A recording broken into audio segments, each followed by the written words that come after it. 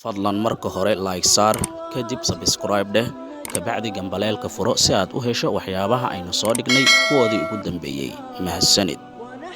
bismillaahir rahmaanir rahiim salaamullaahi calaykum waraxmatullaahi tacaala wabarakaatuh daawadayaasheena ku xiran channelkan ee qiila official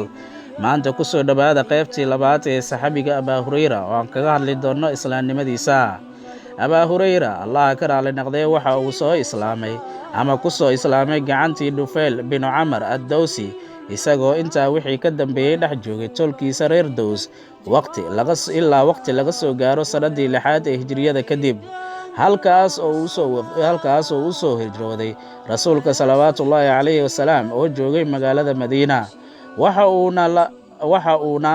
la socday qaar ka mid ah tolkiisa oo iyana soo islaamay Abaa Hurayra waxa uu ahaa wiil dhalinyaro ah oo u go'ay u adeegida iyo la jirka rasuulka salawaatullaahi calayhi wasalaam fadhigiisa iyo deegaankiisana wuxuu ahaa masjidka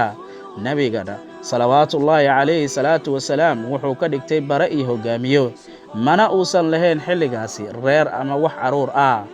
guud ahaan intaas ayaan ku simeynaa qaybtii labaad ee aan kaga hadlaynay Abaa Hurayra